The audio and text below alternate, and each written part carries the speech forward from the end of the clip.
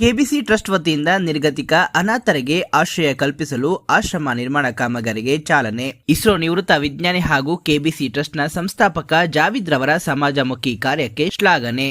ನಿರ್ಗತಿಕ ಅನಾಥರಿಗೆ ಸೂಕ್ತ ಮೂಲಭೂತ ಸೌಕರ್ಯ ಹಾಗೂ ಮದ್ಯ ವ್ಯಸನಿಗಳಿಗೆ ಕೌನ್ಸಿಲಿಂಗ್ ಮೂಲಕ ಪರಿಹಾರ ನೀಡುವ ಮೂಲಕ ಅವರ ಜೀವನ ಮಟ್ಟ ಸುಧಾರಿಸಿ ಆಶ್ರಯ ಕಲ್ಪಿಸುವ ನಿಟ್ಟಿನಲ್ಲಿ ಕೆಬಿಎಸ್ ಟ್ರಸ್ಟ್ನ ಸಂಸ್ಥಾಪಕ ಜಾವಿದ್ ರವರು ಮುಂದಾಗಿದ್ದು ಆಶ್ರಮ ನಿರ್ಮಾಣ ಕಾಮಗಾರಿಗೆ ಇಸ್ಲಾಮಿಕ್ ಮುಖಂಡರು ಚಾಲನೆ ನೀಡಿದರು. ಕೆಜಿಎಫ್ನ ಕೃಷ್ಣಾವರಂ ಟೋಲ್ ಪ್ಲಾಜಾ ಬಳಿ ಸುಮಾರು 10 ಎಕರೆ ಪ್ರದೇಶದಲ್ಲಿ ಆಶ್ರಮ ನಿರ್ಮಿಸಲು ಯೋಜನೆ ರೂಪಿಸಿದ್ದು ಶೀಘ್ರದಲ್ಲೇ ಕಾರ್ಯರೂಪಕ್ಕೆ ಬರಲಿದೆ. ಈ ವೇಳೆ ಇಸ್ಲಾಮಿಕ್ ಚಿಂತಕ ಉಮರ್ ಶರೀಫ್ ಮಾತನಾಡಿ, ಇಸ್ರೋ ವಿಜ್ಞಾನಿಯಾಗಿ ಕಾರ್ಯನಿರ್ವಹಿಸಿ ನಿವೃತ್ತಿ ಪಡೆದಿರುವ ಜಾವಿದ್ ರವರು ಕೆಬಿಸಿ ಟ್ರಸ್ಟ್ ಸ್ಥಾಪಿಸಿ ತಮ್ಮ ಸ್ವಂತ ಹಣದಿಂದ ಇಂತಹ ಸಮಾಜಮುಖಿ ಕೆಲಸ ಮಾಡುತ್ತಿರುವುದು ಇತರರಿಗೆ ಮಾದರಿಯಾಗಿದೆ ಎಂದು ಶ್ಲಾಘನೆಯ ವ್ಯಕ್ತಪಡಿಸಿದರು. ನಂತರ ಕೆಬಿಸಿ ಟ್ರಸ್ಟ್ ಸ್ಥಾಪಕ ಜಾವಿದ್ ರವರು ಮಾತನಾಡಿ, ತಾವು ಇಸ್ರೋ ಕಂಪನಿಯಲ್ಲಿ ಕೆಲಸ ಮಾಡಿ ಇದೀಗ ನಿವೃತ್ತರಾಗಿ 7 ವರ್ಷಗಳಾಗಿದ್ದು ತಮ್ಮ ವೃತ್ತಿ ಜೀವನದಲ್ಲಿ ಸಂಪಾದನೆ ಮಾಡಿದ ಹಣದಲ್ಲಿ ನಿರ್ಗತಿಕ ಬಡವರು ಅನಾಥರಿಗೆ ಸೇವೆ ಮಾಡಬೇಕು ಎಂಬ ದೃಷ್ಟಿಯಿಂದ ತಮ್ಮ ಸ್ವಂತ ಹಣ ಹಾಗೂ ದಾನಿಗಳ ಸಹಕಾರದಿಂದ ಕೆಬಿಸಿ ಟ್ರಸ್ಟ್ ಸ್ಥಾಪಿಸಿ 3 ಕೋಟಿ ಹಣದಲ್ಲಿ ಜಮೀನನ್ನ ಖರೀದಿಸಿ ಕಾಂಪೌಂಡ್ ನಿರ್ಮಿಸಲಾಗಿದೆ.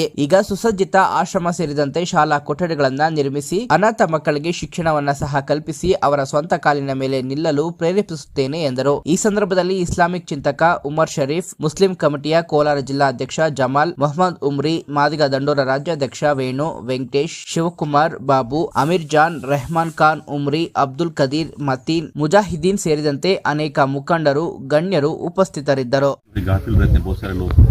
तो उसकी वजह से क्या कर रहे थे, माँ बाप को ऐसे छोड़ देते हैं, उनको खिदमत नहीं करते हैं. तो वैसे बूढ़े लोगों के लिए एक ऑर्गेनाइजेशन कायम करना मकसद है यहाँ पर. और मैं उनके लिए दुआ करता हूँ. मैं अल्लाह सुब्हानहू तआला उनको हर तरह का कामयाबी दे इस काम में, अल्हम्दुलिल्लाह. और बहुत सारे लोग इसमें जमकर साथ देना करके मैं आप लोगों को भी दावत देता हूँ. इंशाअल्लाह ताला अल्लाह हम सबको हमारे कामों से राजी हो. ಸರ್ವಸ್ತುತಿ ದೇವನಾದ ಅಲ್ಲಾಹನಿಗೆ ಇವತ್ತಿಗೆ ಒಂದು ಒಳ್ಳೆಯ ಕಾರ್ಯಕ್ರಮವನ್ನು ಅಟೆಂಡ್ ಮಾಡೋಕ್ಕೆ ನನಗೊಂದು ಅವಕಾಶ ಸಿಕ್ಕಿದೆ. ಇಲ್ಲಿ KGFನಲ್ಲಿ ಇಂತಹ ಒಂದು ಪ್ರೋಗ್ರಾಮ್ ಅಂದರೆ ಸುಮಾರು 9 ಎಕರೆ ಜಾಗದಲ್ಲಿ ಇಲ್ಲಿ ಒಂದು ರಿಹ್ಯಾಬಿಲಿಟೇಷನ್ ಸೆಂಟರ್, ಈ ಆಲ್ಕೋಹಾಲು, ಮದ್ಯಪಾನ, ಈ ಚಟಕ್ಕೆ ಅವರು ಬಲಿಯಾದವ್ರನ್ನ ರಿಹ್ಯಾಬಿಲಿಟೇಟ್ ಮಾಡೋಕ್ಕೋಸ್ಕರ, ಅವ್ರಿಗೆ ಪುನಃ ಒಂದು ದಾರಿ ತೋರಿಸುವ ಒಂದು ಕೆಲಸ ಮಾಡೋಕ್ಕೋಸ್ಕರ ಇಲ್ಲಿ ಒಂದು ಸಂಸ್ಥೆಯನ್ನು ಪ್ರಾರಂಭಿಸಿದ್ದಾರೆ.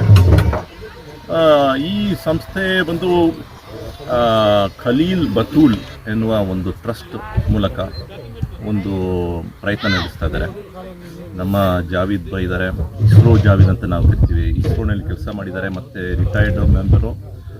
ಅವರಲ್ಲಿ ಇರತಕ್ಕಂಥ ಈ ಆಸ್ತಿಯನ್ನು completely for the sake of good work, ಅಂದರೆ ಒಳ್ಳೆ ಕಾರ್ಯಕ್ಕೋಸ್ಕರ ಅವರು ಇದನ್ನು ಪ್ರಯೋಗ ಪಡಿಸ್ತಾ ಇದ್ದಾರೆ. ಒಂದು ಒಳ್ಳೆಯ ಗುಣ, ಅದು ದೇವರು ಅದನ್ನು ಮೆಚ್ಚಿಸಲಿ ಮತ್ತು ನಿಮಗೆ ಅದಕ್ಕೆ ಪುಣ್ಯವನ್ನು ಕೊಡಲಿ ಅಂತ ನಾನು ಪ್ರಾರ್ಥಿಸುತ್ತೇನೆ. ಇದ್ರ ಜೊತೆಗೆ ಏನಂದರೆ ಹಲವಾರು ಜನರು ಇವತ್ತಿಗೆ ಮದ್ಯಪಾನ ಮತ್ತು ಸಿಗರೆಟು ಅದು ರೂಢೀಕರಣ ಆಗಿಬಿಟ್ಟಿದೆ. ನೀವು ಎಲ್ಲಿ ಹೋಗಿ ನೋಡಿದ್ರು ಕೂಡ ಅಲ್ಲಿ ರೋಡ್ ಕೊನೆಗೆ ನೋಡಿದ್ರೆ ಕೂಡ ಎಲ್ಲರೂ ನಿಂತ್ಕೊಂಡು ಅಲ್ಲಿ ಸಿಗರೇಟ್ ಹೊಡೋದು. ಆಲ್ಮೋಸ್ಟ್ 200 ರೂಪೀಸ್ ಫೈನ್ ಮಾಡಿದ್ದಾರೆ. ಸಿಗರೇಟು ಬಂದು ಪಬ್ಲಿಕ್ ಸ್ಪೇಸ್ನಲ್ಲಿ ಸಿಗರೇಟ್ ಸೇದಂಗಿಲ್ಲ, ಆದರೂ ಕೂಡ ಎಲ್ಲ ರೂಢೀಕರಣ ಮಾಡಿಬಿಟ್ಟಿದ್ದಾರೆ. 200 ರೂಪೀಸ್ ಫೈನ್ ಇದೆ. ಯಾಕಂದರೆ ಇದು ಕಾರ್ಸಿನೋಜೆನಿಕ್. ಜನರು ಬಂದು ಇದನ್ನು ಅವ್ರ ಮೂಗು ಒಳಗೆ ಹೋದರೆ ಅವ್ರಿಗೆ ಕೂಡ ಕ್ಯಾನ್ಸರ್ ಬರುತ್ತೆ ಅಂತ. ಸೊ ಹಾಗಾಗಿ ಇದನ್ನು ನಿಲ್ಲಿಸಬೇಕು, ತಡೆ ಮಾಡಬೇಕು, ಇಲ್ಲಾಂದರೆ ಇಂಥವರು ರಿಹ್ಯಾಬಿಲಿಟೇಟ್ ಮಾಡೋಕ್ಕೆ ಅವ್ರು ಪ್ರಯತ್ನ ಮಾಡ್ತಾಯಿದ್ದಾರೆ. ಎರಡನೇದು, ವಯಸ್ಸಾದವರಿಗೆ ಒಂದು ಆಶ್ರಯನ್ನು ಕೊಡುವಂಥ ಒಂದು ಜಾಗ ಇದು. ಇವಾಗ ಹಲವಾರು ಏನು ಮಾಡ್ತಾಯಿದ್ದಾರೆ, ತಮ್ಮ ವಯಸ್ಸಾದ ತಂದೆ ತಾಯಿಯನ್ನು ಮರೆತುಬಿಟ್ಟು ಜೀವನ ಮಾಡ್ತಾಯಿದ್ದಾರೆ. ಹಾಗಾಗಿ ಇಲ್ಲಿ ನಮಗೆ ಕುರಾನ್ನಲ್ಲಿ ಮತ್ತು ಪ್ರವಾದಿಯ ವಚನದಲ್ಲಿ ಏನೆಲ್ಲ ಹೇಳಲಾಗಿದೆ ಅಂದರೆ, ನಿಮಗೆ ತಾಯಿಯ ಕಾಲಡಿಯಲ್ಲಿ ನಿಮಗೆ ಸ್ವರ್ಗ ಇದೆ ಅಂತ ಪ್ರವಾದಿಯ ಮಾತಿದೆ. ರಿಜ್ಲೈಹ ಅಂತ ಅದು ಅಂತ ಒಂದು ವಾಕ್ಯ ಇದೆ. ಅದೇ ರೀತಿ ನಿಮಗೆ ಸ್ವರ್ಗದ ಮಧ್ಯ ಬಾಗಿಲು ಬಂದು ನಿಮ್ಮ ತಂದೆ ಅಂತ ಹೇಳಲಾಗಿದೆ. ಅಂದರೆ ನಿಮ್ಮ ತಂದೆಯನ್ನು ಚೆನ್ನಾಗಿ ಜೋಪಾನವಾಗಿ ನೋಡ್ಕೊಳ್ಳಿ, ಆವಾಗ ನಿಮಗೆ ಸ್ವರ್ಗ ಸಿಗುತ್ತೆ ಅಂತ ಪ್ರವಾದಿ ಮಾತಿರುವಾಗ, ಇವತ್ತು ಅದನ್ನು ಮರೆತು ಜೀವನ ಮಾಡುವಂಥ ಒಂದು ತಲೆಮಾರನ್ನು ನಾವು ನೋಡ್ತಿದ್ದೀವಿ. ಇದು ಬಹಳ ಬೇಸರವನ್ನು ಉಂಟು ಮಾಡುವ ಒಂದು ವಿಷಯವಾಗಿದೆ. ಎಲ್ಲ ಸಮುದಾಯದಲ್ಲೂ ಇರ್ತಾರೆ, ಬರೀ ಮುಸಲ್ಮಾನರು ಅಂತಿಲ್ಲ, ಎಲ್ಲ ಸಮುದಾಯದಲ್ಲಿ ಇಂಥದ್ದು ಆಗ್ಬಿಟ್ಟಿದೆ. ಆದರೆ ವಯಸ್ಸಾದವ್ರನ್ನ ನಾವು ಏನು ಮಾಡಬೇಕು, ಅವ್ರಿಗೆ ಆಶ್ರಯ ಕೊಡಬೇಕಾಗಿದೆ. ಸೊ ಆದ್ದರಿಂದ ಇವ್ರು ಏನು ಮಾಡ್ತಾಯಿದ್ದಾರೆ, ಇಲ್ಲಿ ಒಂದು ಸಂಸ್ಥೆಯ ಮೂಲಕ ಅವ್ರನ್ನ ಚೆನ್ನಾಗಿ ನೋಡ್ಕೊಳ್ಳೋದು, ಅವ್ರಿಗೆ ಮೆಡಿಕಲ್ ಫೆಸಿಲಿಟೀಸ್ ಕೊಡೋದು, ಆಶ್ರಯ ಕೊಡೋದು, ಮತ್ತು ಅವ್ರಿಗೆ ಬೆಡ್ಡಿಂಗ್ ಎಲ್ಲ ಮಾಡಿಕೊಡೋದಕ್ಕೆ ಒಂದು ವ್ಯವಸ್ಥೆ ಮಾಡ್ತಾಯಿದ್ದಾರೆ. ಎಲ್ಲರೂ ಇದಕ್ಕೆ ಸಾಥ್ ಕೊಡಬೇಕು, ನೀವೆಲ್ಲರೂ ಅದಕ್ಕೆ ಸಹಾಯ ಮಾಡಬೇಕು. ಯಾಕಂದರೆ ಇವರು ಜಾವೇದ್ ಅವರ ಮಾತ್ರ ಕೆಲಸ ಇಲ್ಲ, ನಮ್ಮೆಲ್ಲರ ಕೆಲಸ ಇದು ಅಂತ ಹೇಳ್ಕೊಂಡು ನಾವೆಲ್ಲರೂ ಇದಕ್ಕೆ ನಾವು ಸಹಾಯ ಮಾಡಬೇಕು ಅಂತ ಅವ್ರಿಗೋಸ್ಕರ ನಾನು ಪ್ರಾರ್ಥನೆ ಮಾಡ್ತೀನಿ. ದೇವನ ಅದನ್ನು ಮೆಚ್ಚಲಿ ಅಂತ. ಥ್ಯಾಂಕ್ ಯು ಬಾರಕಲ್ಲ. ಒಂದು ಸಂಸ್ಥೆಯಲ್ಲಿ ಕೆಲಸ ಮಾಡಿರ್ತಕ್ಕಂಥ ನಮ್ಮ ಜಾವೇದ್ ಭಾಯ್ ಅವರು ಒಂದು ರಿಟೈರ್ಮೆಂಟ್ ಆದಮೇಲೆ ಸಾರ್ವಜನಿಕವಾಗಿ ಪ್ರತಿಯೊಬ್ಬರಿಗೂ ಕೂಡ ಒಂದು ಸ್ವಲ್ಪ ಅನುಕೂಲ ಮಾಡಬೇಕು, ನನಗೂ ಈ ಒಂದು ಭೂಮಿನಲ್ಲಿ ಒಂದು ಸ್ಥಾನಮಾನ ಕೊಟ್ಟಿದ್ದಾರೆ, ಆ ಭೂಮಿ ಮುಖಾಂತರವಾಗಿ ನಾನು ಸಾರ್ವಜನಿಕವಾಗಿ ಎಲ್ಲ ಒಂದು ಕಡೆನಲ್ಲಿರ್ತಕ್ಕಂಥ ಎಲ್ಲ ಜನಗಳಿಗೂ ಕೂಡ ಅನುಕೂಲ ಮಾಡಿಕೊಡ್ಬೇಕು. ಅನುಕೂಲ ಮಾಡಿ ಅಂಥ ಒಂದು ತೊಂದರೆನಲ್ಲಿ ಸಿಕ್ಕಾಕೊಂಡಿರ್ತಕ್ಕಂಥ ಪ್ರತಿಯೊಬ್ಬರಿಗೂ ಕೂಡ ನನ್ನ ಒಂದು ಇದನ್ನ ಅನುವು ಮಾಡಿಕೊಡ್ಬೇಕು ಅಂತ ಹೇಳ್ಬಿಟ್ಟು ಅವರು ಇದನ್ನ ಸಂಸ್ಥೆನ ಸ್ಥಾಪನೆ ಮಾಡ್ತಾ ಇದ್ದಾರೆ. ಹಂಗಾಗಿ ನಮ್ಮ ಸಂಘಟನೆ ವತಿಯಿಂದ ನಾವು ಕೂಡ ಇಂಥ ಒಂದು ಒಳ್ಳೆಯ ವಿಚಾರಕ್ಕೆ ನಾವು ಕೂಡ ಅವ್ರಿಗೆ ಸಪೋರ್ಟ್ ಆಗಿ ನಿಂತ್ಕೊಂಡು ಅವ್ರ ಒಳ್ಳೆಯ ಕಾರ್ಯಕ್ಕೆ ನಾವು ಸಾಥ್ ಕೊಡಬೇಕು ಅಂತ ಹೇಳ್ಬಿಟ್ಟು ನಾವೆಲ್ಲ ಬಂದು ಈ ಕಾರ್ಯಕ್ರಮದ ಉದ್ಘಾಟನೆಗೆ ಬಂದಿರೋದಾಗಿದೆ. ನಿಮ್ಮನ್ನು ಧನ್ಯವಾದಿಸ್ತಾ ಇಲ್ಲಿನ ಒಂದು ಕಾರ್ಯವನ್ನು ವೀಕ್ಷಣೆ ಮಾಡಿದ್ದೀರ ನೀವೆಲ್ಲ. ಇದರಲ್ಲಿ 3 ಕೆಲಸಗಳು ಮಾಡಲಿಕ್ಕೆ ನಾವು ಪ್ರಯತ್ನ ಪಡ್ತಾ ಇದ್ದೀವಿ. ಇದರಲ್ಲಿ ಏನಾಗಿದೆ, ಕೆಲವೊಮ್ಮೆ ನೀವೆಲ್ಲ ನೋಡಿದ್ದೀರಾ, ತಂದೆ ತಾಯಿಗಳಿಗೆ ಒಬ್ಬ ದೊಡ್ಡ ಮಗ ಇರ್ತಾನೆ, ಚಿಕ್ಕ ಮಗ ಇರ್ತಾನೆ, ಮಧ್ಯದೊಳೊಬ್ಬನು ಇರ್ತಾನೆ, 3 ಜನ 3 ಕಡೆ, ನಾನು ಮಾಡಲ್ಲ, ನೀನು ಮಾಡಲ್ಲ, ನೀನು ನೋಡ್ಕೋ, ನಾನು ನೋಡ್ಕೋ. ಆ ಕೊನೆಗೆ ಮಗಳ ಹತ್ರ ಹೋದ್ರೆ ಮಗಳು, ನೀವೆಲ್ಲ ಗಂಡು ಮಕ್ಕಳು ನೀವೆಲ್ಲ ನೋಡ್ಕೊಳ್ಳಿ ಅಂತ ಹೇಳ್ಬಿಟ್ಟು ತಳ್ಳಿ ತಂದೆ ತಾಯಿಗಳನ್ನ ಆಚೆ ಆಗ್ಬಿಡ್ತಾ ಇದ್ದಾರೆ. ಸೊ ಇಂಥ ಒಂದು ಸಂದರ್ಭದಲ್ಲಿ ಏನಾಗ್ತಾ ಇದೆ ಅಂದರೆ, ತಂದೆ ತಾಯಿಗಳಿಗೆ ಅವ್ರಿಗೆ ಒಂದು ಆಶ್ರಯ ಸಿಗಬೇಕಾಗಿರೋ ಭಾಳ ಕಷ್ಟ ಇದೆ. ಇಂಥ ಒಂದು ಸಂದರ್ಭದಲ್ಲಿ ನಾವು ಈ ಸಂಸ್ಥೆಯಲ್ಲಿ ಈ KBC ಟ್ರಸ್ಟ್ ಅಂತ ಇರ್ತಿದ್ದೀವಲ್ಲ, ಖಲೀಲ್ ಬತ್ತೂರ್ ಚಾರಿಟಬಲ್ ಟ್ರಸ್ಟು, ಅದರೊಳಗಡೆ ಬೇರೆ ಆಶ್ರಯಗಳನ್ನ ತೊಗೊಂಡ್ಬರ್ತಾ ಇದ್ದೀವಿ. ಈ ಒಂದು ಆಶ್ರಯ 3 ಇದೆ, ಅದರಲ್ಲಿ ಒಂದಿದು. ಸೊ ಇದರಲ್ಲಿ ಮನೆಯಿಂದ ಯಾವಾಗ ಅವ್ರನ್ನ ಆಚೆ ತಳ್ತಾರೋ, ನಿರ್ಗತಿಕರ ಅಂತ ಹೇಳ್ಬಿಟ್ಟು ಒಂದು ಪದ ಇದೆಯಲ್ಲ, ಅದ್ರ ಪ್ರಕಾರ ಮನೆಯಿಂದ ಆಚೆ ತಳ್ಬಿಟ್ರೆ, ಅಕಸ್ಮಾತ್ ಅವ್ರು ಯಾರಾದರೂ ತೊಗೊಂಬಂದು ನಿಮ್ಮ ಮನೇಲಿ ಇಟ್ಕೊಳ್ಳಿಪ್ಪ ಅಂದರೆ ಅವ್ರ ಮೊದಲು ಇಟ್ಬಿಟ್ಟು ಇಲ್ಲಿ ಕೂರಿಸ್ಬಿಟ್ಟು ಅವ್ರನ್ನ ಕೌನ್ಸಿಲಿಂಗ್ ಮಾಡ್ತೀವಿ. ನೋಡಪ್ಪ, ನಿನ್ನ ತಾಯಿ ಹೀಗೆ ಮಾಡಿದ್ಲು, ನಿನ್ನ ತಾಯಿ ನಿನ್ಗೆ ಇಷ್ಟೊಂದು ಕಷ್ಟಪಟ್ಟು ಸಾಕಿದ್ಲು, ನಿಮ್ಮಪ್ಪ ಬೆವರು ಸುರಿಸ್ದ, ನಿಮ್ಮಪ್ಪ ರಕ್ತನ ಬೆವರು ಮಾಡಿ ನಿಮ್ಮನ್ನು ತೊಗೊಂಬಂದು ಇದೆಲ್ಲ ಸಾಕ್ದ, ಈ ಒಂದು ಮಟ್ಟಕ್ಕೆ ತೊಗೊಂಬಂದಿದ್ದಾರೆ. ಇದನ್ನೆಲ್ಲ ಇಟ್ಟು ಅವ್ರಿಗೆಲ್ಲ ಬೋಧನೆ ಮಾಡಿ, ಅಕಸ್ಮಾತ್ ಅವ್ರ ಮೈಂಡ್ ಸರೋಯ್ತಾ, ಸೊ ಓಕೆಪ್ಪ, ನೀನು ತೊಗೊಂಡೋಗಿ ಮತ್ತೆ ನಿಮ್ಮ ತಂದೆ ತಾಯಿಗಳನ್ನ ನೀವು ಸೇವೆ ಮಾಡು. ಇಂಥ ಒಂದು ಸಂದರ್ಭದಲ್ಲಿ ಆದಮೇಲೆ ನಿಮ್ಗೇನು ಬೇಕೋ ಸಹಾಯ ನಾವು ಈ ಟ್ರಸ್ಟಿಂದ ನೀವು ಮಾಡ್ತೀವಿ ಅನ್ನೋದು ಇದು ಮೊದಲನೇ ಉದ್ದೇಶ. ಎರಡನೇದು, ಇದರಲ್ಲಿ ಈ ಮನೆಯಿಂದ ಭಾಳಷ್ಟು ಮಕ್ಕಳಿದ್ದಾರೆ. ನಮ್ಮ ರಾಜ್ಯದಲ್ಲೇ ಸುಮಾರು ಲಕ್ಷಗಟ್ಟಲೆ ಮಕ್ಕಳು ಅನಾಥರಿದ್ದಾರೆ. ಈ ಮಕ್ಕಳಿಗೆ ಅವಳ ಮೂಲ ಸೌಲಭ್ಯವಿದೆಯಲ್ಲ, ಅದೆಲ್ಲ ಒದಗಿಸೋದು ಇದು ಮೂಲ ಕಾರಣ. ಇದಕ್ಕೆ ಇಲ್ಲಿ ಏನಾಗ್ತಾ ಇದೆ ಅಂದರೆ, ನಾವು ಆ ಮಕ್ಕಳನ್ನ ನಾವು ದಾರಿಯಾಗಿ ಆಚೆ ಬಿಟ್ಬಿಡ್ತಾ ಇದ್ದೀವಿ.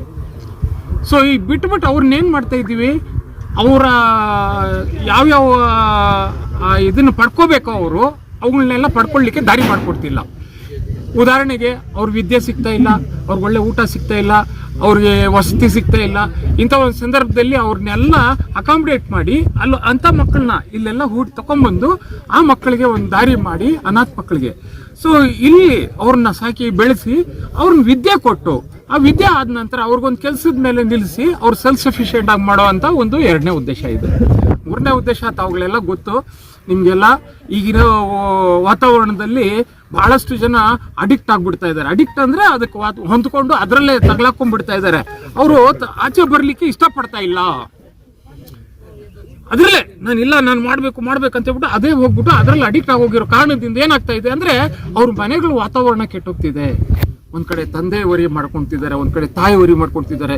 ತಂದೆ ತಾಯಿಗಳಿಗಿಂತ ಹೆಚ್ಚಾಗಿ ಆ ಪೂರ್ತಿ ಫ್ಯಾಮಿಲಿ ಇರುತ್ತೆ ನೋಡಿ, ಸುತ್ತಲೂ ಚಿಕ್ಕಪ್ಪ ದೊಡ್ಡಪ್ಪ, ಅವ್ರ ಮನೇಲಿ ಹೀಗಂತೆ, ಅವ್ರ ಮನೇಲಿ ಹೀಗಂತೆ, ಅವ್ರ ಮಗ ಹೀಗಾಗಿದ್ದಾನೆ ಅಂತ ಹೇಳ್ಬಿಟ್ಟು ಅಂದ್ಬಿಟ್ಟು ಇಂಥ ಒಂದು ವಾತಾವರಣ ಸೃಷ್ಟಿ ಆಗಿರೋ ಕಾರಣಕ್ಕೆ ಏನಾಗುತ್ತೆ ಅಂದರೆ, ನೆಮ್ಮದಿ ಅವರಲ್ಲಿ ಇಲ್ಲ. ಅಂಥ ಮಕ್ಕಳನ್ನ ತೊಗೊಂಬರೋದು ಇಲ್ಲಿ, ಅವ್ರನ್ನ ಇಲ್ಲಿ ಇಟ್ಕೊಂಡು ಆದಷ್ಟು ಅವ್ರನ್ನ ಟ್ಯೂನ್ ಮಾಡಿ ರಿಹ್ಯಾಬ್ ಮಾಡೋ ಅಂತ ಒಂದು ಅಡಿಕ್ಟ್ ಮಾಡಿ ಆ ಒಂದು ಪದ್ಧತಿಯನ್ನು ಇಲ್ಲಿ ಅಳವಡಿಸಿ ಅವ್ರನ್ನ ಸರಿಪಡಿಸಿ ಮತ್ತೆ ಅವ್ರ ಕಾಲ ಮೇಲೆ ನಿಲ್ಲಿಸೋ ಅಂತ ಒಂದು 3ನೇ ಉದ್ದೇಶ ಇದೆ.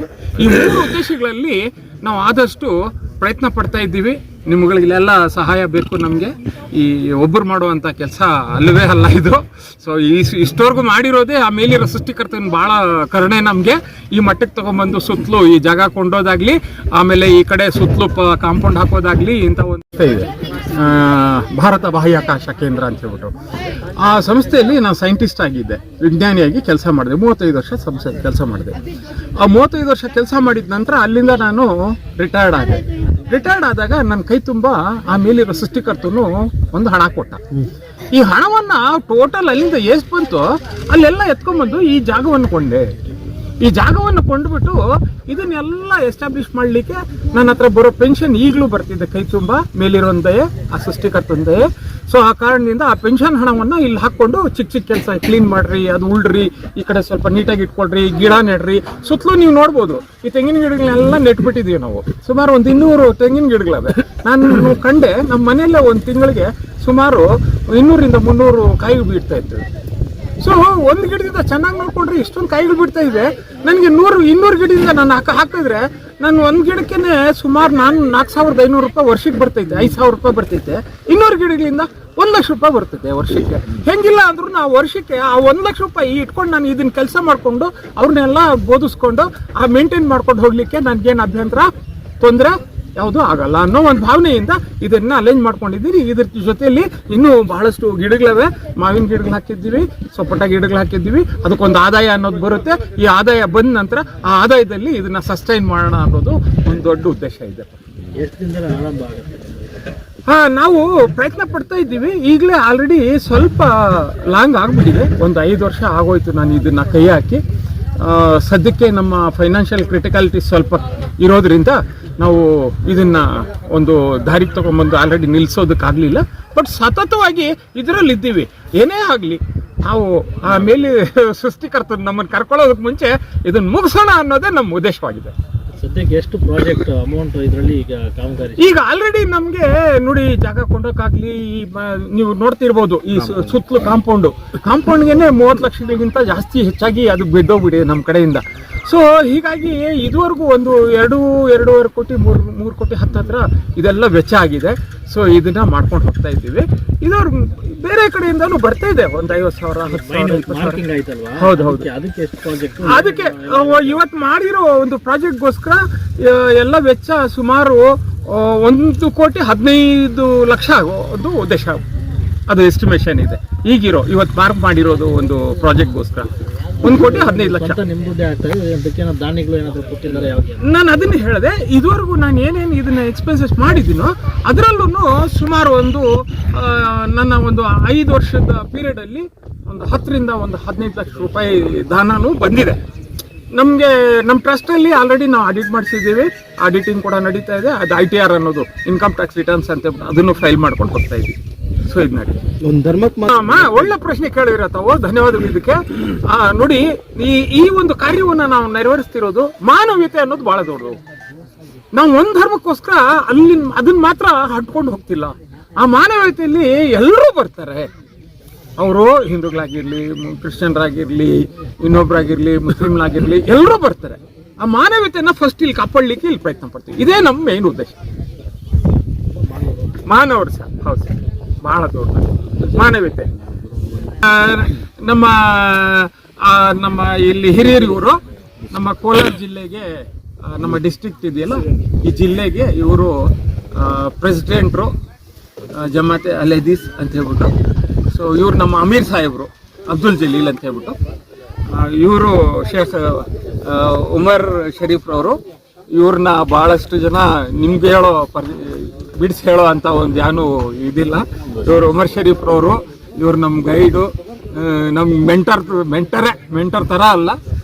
ಆಮೇಲೆ ನಮ್ಮ ಇಲ್ಲಿ R Mohammed Umri, so doctor R Mohammed Umri ಅವರು.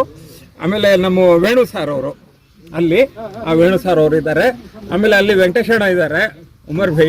ಆಮೇಲೆ ನಮ್ಮ ಸ್ನೇಹಿತರೆಲ್ಲ ಇದ್ದಾರೆ, ಮುನಿಯಪ್ಪನವ್ರು ಇದ್ದಾರೆ, ಮತ್ತೆ ಶಂಕರ್ ಅವ್ರೆ, ಬಾಬು ಅವರು ಇದ್ದಾರೆ. ಈ ಕಡೆ ಬಂದ್ರೆ ನಮ್ಮ ಅಮೀರ್ ಸಾಬ್ರು ಇದ್ದಾರೆ, ಅಮೀರ್ ಜಾನ್ ಅಂತ ಹೇಳ್ಬಿಟ್ಟು ಅಮೀರ್ ಸಾಬ್ರೆ, ಅದಕ್ಕೆ ಹಿರಿಯರು. ಸೊ ಇವ್ರು ಅಮೀರ್ ಸಾಹೇಬ್ರು ಅಂತ ಹೇಳ್ಬಿಟ್ಟಿದ್ದಾರೆ. ನಮ್ಮ ಅಬ್ದುಲ್ ರೆಹಮಾನ್ ಖಾನ್ ಉಮ್ರಿ ಅಂತ ಹೇಳ್ಬಿಟ್ಟು ಇವರು ನಮ್ಮ ಏನ್ ಹೇಳ್ತಾರೆ ಕನ್ನಡದಲ್ಲಿ ನಮ್ಮ ಹಿರಿಯರು ನಮ್ಗೆ ಬೋಧಿಸೋ ಅಂತ ಒಂದು ಮೌಲಿ ಸಾಹೇಬರಾಗಿದ್ದರು ಪಂಡಿತರು. ಸೊ ಅದಾದ ನಂತರ ಅಲ್ಲಿ ಅಬ್ದುಲ್ ಖದೀರ್ ಅವರು ಅಂತ ಹೇಳ್ಬಿಟ್ಟು ಅವ್ರು ಇದ್ದಾರೆ. ನಮ್ಮ ಎಹಸಾನ್ ಸಾಹೇಬ್ರು ಅವರು ಸಹ ನಮ್ಮ ಪಂಡಿತರು. ನಮ್ಮ ಅವ್ರು ಅಲ್ಲಿದ್ದಾರೆ ನೋಡಿ, ಸೈಯದ್ ಅಬ್ದುಲ್ ಮತೀನ್ ಸಾಹೇಬ್ರು ಅಂತ ಹೇಳ್ಬಿಟ್ಟು ಅವರು ಬಹಳಷ್ಟು ನಮ್ಮನ್ನ ಗೈಡ್ ಮಾಡ್ತಿರ್ತಾರೆ. ಸೊ ಈ ಪ್ರಾಜೆಕ್ಟಿಗೆ ಬಹಳಷ್ಟು ಅವರು ತನ್ನ ಬೆವರನ್ನು ಸುರಿಸ್ತಿದ್ದಾರೆ. ಆಮೇಲೆ ಅಲ್ಲಿ ಹೋದ್ರೆ ನಮ್ಮ ಮುಜಾಹಿದ್ ಭೈ ಅವರು ಇದ್ದಾರೆ. ಕೋಲಾರ ಜಿಲ್ಲೆಯಿಂದ ಅವರು, ಎಲ್ಲ ಕೋಲಾರ ಜಿಲ್ಲೆ ಅವರೇ. ಆಮೇಲೆ ನಮ್ಮ ಹಿರಿಯರು ಇದ್ದಾರೆ ನೋಡಿ ನಮ್ಮ ಸಾಹೇಬ್ರಲ್ಲಿ.